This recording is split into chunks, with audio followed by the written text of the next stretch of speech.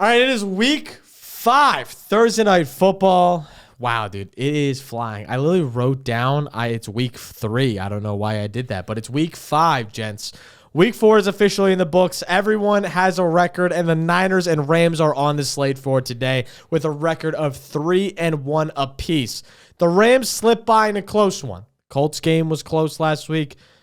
Adonai Mitchell made it the game it was, but nonetheless, the Rams have been rolling. The Niners on the other side also caught their first L to the Jaguars with accusations that Liam Cohen, blah, blah, blah, stole some signals, whatever. A lot of drama going on in the league, but it looks like to be a fire Thursday Night Football matchup. I have Luke on the other side of the screen, as always, for Thursday Night Football. So very excited about that. Luke, how did let's just do week 4. How'd your week 4 go overall? Betting wise, and are you excited about this game more so than we've been for the past 2 games? My betting slate, I guess you could say, was all right. I went 3-3, 1-1 in fantasy, so about as mid as you can get. This game, I'm not super excited for, to be honest, because I think there's a chance that a lot of the 49ers wide receivers don't play, and this could just end up being a really bad game. So it's kind of tough to predict because I honestly don't know how the 49ers athletic trainer still has a job. That dude does absolutely nothing. Literally doesn't exist. But I think the game, nonetheless, divisional matchup between 2 decent teams, so I think it'll be all right. I think it should be a good game. Now we are on. Let's hop straight into the bets. Let's not waste any time. Let's not waste the people's time. We did good last week, if I'm not mistaken. I can pull up those bets for last Thursday. Shout out. Oh my God, didn't even talk about it. Shout out 30-1 odds. AJ fucking Barner, 6'6" for nothing, 250-pound white guy tight. Took the first touchdown last week. So if you're coming back from last Thursday video, you're probably looking for first touchdowns. Don't worry, baby. We got him. The end of the episode, we always go to first touchdowns. So I will be giving you my pick for that. That was a phenomenal pick. I almost didn't get the bet in time, which was crazy because I got home from practice and I realized that when I placed the bet, it didn't process or go through all the way. And I was like, oh, I have the bet. And then I went to check the bet and it wasn't there. And I was like, holy shit. So I quickly had to place it in and I got it 30-1 as technically a live bet. And cashed. Anyway, Thursday Night Football, my first play of the day is going to be the Rams -5.5. And I know you're on the other side of the Niners, and we'll discuss this. I got it 5.5. It's already moved to 6.5 as the time you're watching this. The graphic probably says 5.5 because I made it beforehand, but I'll still take it at 6.5. I think you're on the right track of where I was going with my points. The Niners are beat the hell up. The Rams are not as much. The Rams are still have a young, juicy defense. They actually statistically have a top 3 defense in the entire league right now. And that's nuts, considering they played Philly, they played the Colts, who are both 2 very good offenses in this league. I mean, well, the Eagles aren't one of the best offenses, but they're just one of the best teams in general in the league. And this matchup couldn't be better. For the Niners being without almost all their receivers, their team is completely broken. Kittle is still out. Brock Purdy's dealing with his injury. This team is dismantled. Nick Bosa's out for the year. This team feels like it is a shell of itself and just grasping to straws to stay 3-1. And I firmly believe that the Rams are the team to beat this year. I took them as my Super Bowl favorite before the year, so maybe I'm a little bit biased. But I think the Rams look fantastic so far. Talk me through why you took the Niners side, because I am interested to hear why. Even though Nick Bosa's out, I think this defense is just really good. And divisional matchups, they typically stay pretty close. I do agree, the Rams are definitely the better team. I don't really know. I feel like divisional matchup 6 points is kind of a lot. It's a far spread. It's a far spread. Yeah, I'll give you that. I would say it's not my most confident spread of all the primetime games, but I felt like 6 points was a lot to lay for the Niners, who are still a somewhat decent team, you know what I mean? Yeah, I mean, that's fair enough. 40% of people agree with you on the Niners side of things, according to BetMGM. So we'll see how that pans out, but that will be the first bet I'm taking. The second bet is a juicy bet, and you're probably going to be like, we're already doing plus 300s, but fuck yeah, I'm doing plus 300s. I'm taking Blake Corum to score a touchdown. And again, probably sounds insane. But if my spread prediction is right and my narrative is right, I think this is going to be a pretty decently high-scoring game for the Rams.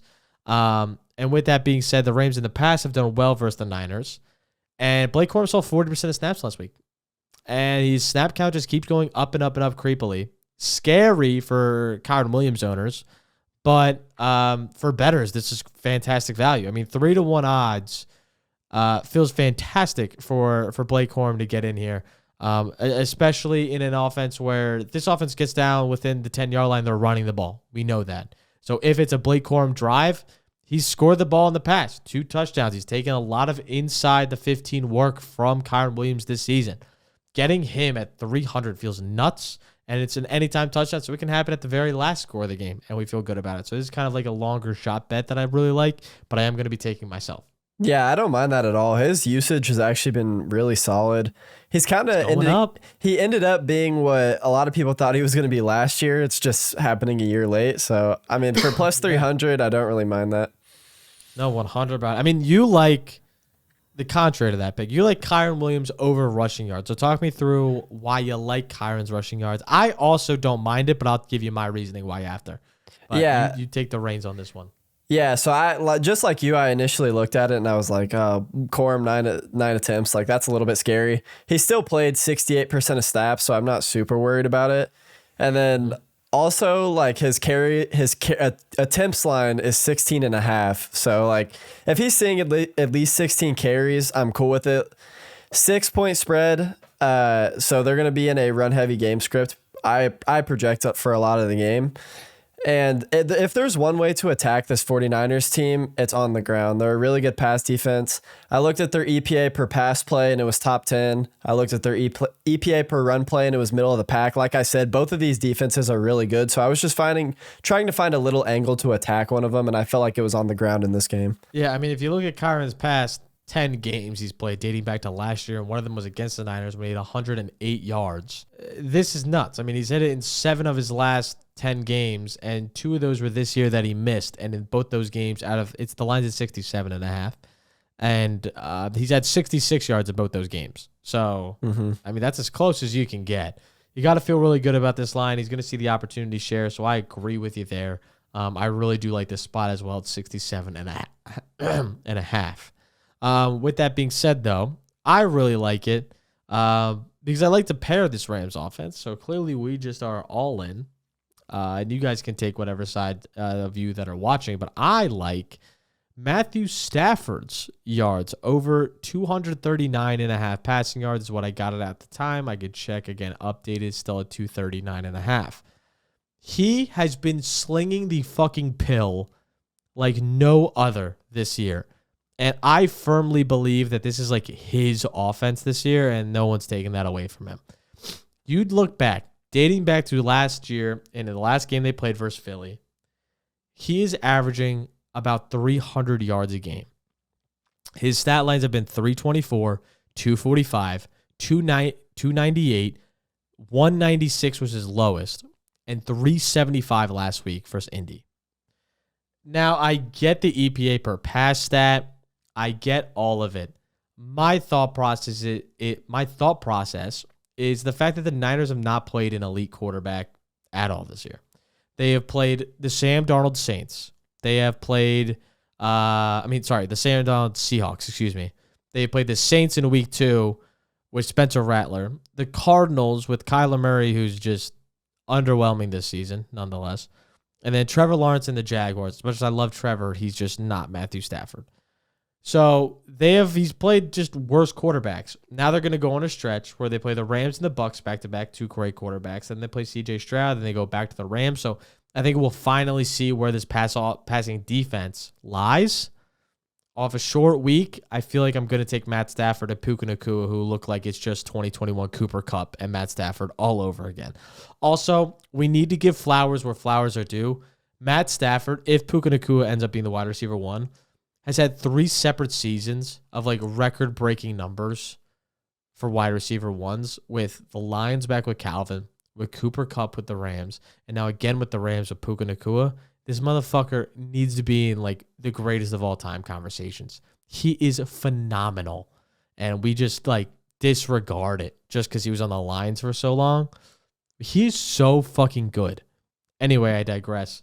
239.5 is the line, and I really like it. Yeah, Matthew Stafford is one of the most underappreciated quarterbacks, like he's of so the last good. decade. Like he is amazing, and he makes Back what every problems team are not. like he made the Lions like relevant when they were like terrible. So like, yeah, I love Matthew Stafford. I also just think he's like a really cool dude. Oh, no, awesome, dude. Awesome. And back to your point with the prop, like he hasn't just hit this line. He's hit it in 3 or 4, but he's crushed it in 2 or 4, like destroyed it against the Colts. It is one of those things, like the defense can be as good as you want, but if you think the offense is going to end up being like a top 5 offense, it's not really going to matter what defense they're playing because they're just going to be good every week. And like Sean McVay's offense is just, you can never put a number to it. It's so good. Yeah, they're insane. Puka has like an 100 receiving yards line. Like that's like the highest I think I've ever seen. Both of them are amazing. The only higher line that I saw was in 2022 or 2023 when Tyreek Hill had a line of over 110.5 yards. Yeah. I think it was 2023 because it was when I was first doing betting videos. And I was sitting there and I was like, holy shit, 110.5 is your line? Yeah, like nuts. Lines like that, like if like sometimes hit rate wise, they can be tempting to take the over, but then I think I'm like, how much higher can this line even get? Like, dude, it's like, nuts. Is there even any value here? But yeah, like going back to your prop, like you can't really go wrong with Matthew Stafford, right? And Puka Nacua and Devontae Adams right now. So I don't hate it at all. If you think they're going to be top 5, then I like it. Yeah. So again, take your pairing with that. If you like the rushing yards and you want to go that route, go that route. If you want to go the passing yards, go that. I don't think it's either a bad way to take either side of this offense. I don't think I would pair all of them because like you need an offensive explosion. But I think one of those is definitely, we're going to be on the good side there for sure at some point. Outside of that, I don't have any other big splash plays. So we are going to go to our beloved, our forever one and only first touchdown scores that we are going to be looking at here for the Niners and Ram game tomorrow. My first touchdown score, I'll give you some time to ponder, to pander back and forth of where you're going with this. I said it before, and I'll say it again. I like taking long odds. Why? Because we have nights like last night. Now, are we going to hit every single time? Absolutely not. Absolutely not. But we always think it's going to be a tight end, and it ended up being a tight end last time. This time, I don't think it's going to be a tight end. I'm going with my anytime touchdown score. We're going to pair him for first touchdown score and take 18-1 odds on Blake Corum. I think the Rams are going to score first in this game. Again, it comes down to the coin flip. If you want to go the safe chalk route, you go Kyron. But, I mean, with a 40 to 60 snap share, I'm going to take the guy with the longer odds and go Blake Corum for 1,800. If they get within the 5, you got to feel good about it. Yeah, no, I'm taking that all day for the better odds for show. Blake Corum, lock it in. First touchdown. You know, the best part about these is we're just playing with house money now after your hit. It's like you paid off. I mean, I turned $25 into. Dude, I turned $25, and here's the thing. It pisses me off because it's all hindsight bias, and I know I'm being like that guy. I sat there and debated: do I go $25 or $50 for a good 3 minutes before I took the bet? Because I was like, oh, $50 looks so sexy, like getting the $1,000 plus. But I was like, it's not going to fucking hit anyway, so I'll just do 25. And then it fucking hits. And I'm like, my God, I should have. It's like, whatever. But, and now BetMGM has a lifetime customer. Yeah, now MGM is locked in. And if you guys want to be on BetMGM, make sure to use code BETS on BetMGM when you sign up because you'll get up to $1,500 back in bonus bets. So make sure to do that. And if you're a fantasy guy and you're a fantasy person that wants to be in the fantasy world, make sure to use code DRAFT instead of BETS on BetMGM because not only do you get the $1,500, but you'll also get a Big Dog membership for 3 months, if I'm not mistaken. So 3 months left. I mean, that's damn near the whole fantasy season left over. And if your fantasy season's already cooked at 0-4, you're getting it for fucking free because you ain't making the playoffs, buddy. So 3 months of that, you'll get fantasy rankings, weekly rankings. You'll get waiver wire stuff. You'll also get free access to Nick's live show on the YouTube side of things. So you'll be able to get into that as well and ask him Q&A questions every single Saturday. So there's a ton of offers there. Use code DRAFT or use code BETS, whichever. They both offer you the $1,500 value. Depends if you want the fantasy side or not, but make sure to lock in that. And then you can do what I do and cash out $25 for $750 for the free ski. Are you down? All right. What do you got for first touchdown? All right, I'm going to go back to a tight end because they didn't fail us last week. a 49ers guy by the name of Jake Tongs. A lot of people might not know him. God, no, But I know a lot about Jake Tongs. He's George Kittle's backup, and I saw the future, and he's Moss scoring. the fuck out of Tariq Woolen. For show. Yeah, he's mossing the fuck out of Emmanuel Forbes tomorrow. Yep. And we're cashing. All right. No, I mean, fair enough. Fair enough. I'll respect it. All right. We're going Jake Tongs, Niners to get the first touchdown. There, you get both sides now. Maybe a little sprinkle, a little here, sprinkle a little there. We go long odds either way. The fact that he's only 20-1 feels insane to me. Yeah, that's pretty cool. Like, you're like Jake Tongs first touchdown, I'd be like, it has to be $1 billion, right? It has to be. To be fair, though, like he's actually kind of used quite a bit in this offense. Oh, yeah. Like, I mean, the tight end is very, very big focal point. Yeah. Maybe we should just go for the funsies and put Sky Moore bet in. 100. Hell no. That's pretty lit. You're talking to a Chiefs fan, brother. Shout out Jordan James being even on the list. Shout out Oregon Ducks. All right. That is going to do it for our show for this week. Niners, Rams should be a great matchup. Make sure to let us know in the comments down below what bets you guys are taking. It's always fun to look at and to see what side of the pendulum you guys are on. So make sure to like, make sure to subscribe. Also, the fun shit down below. We'll catch you guys next time. Peace out.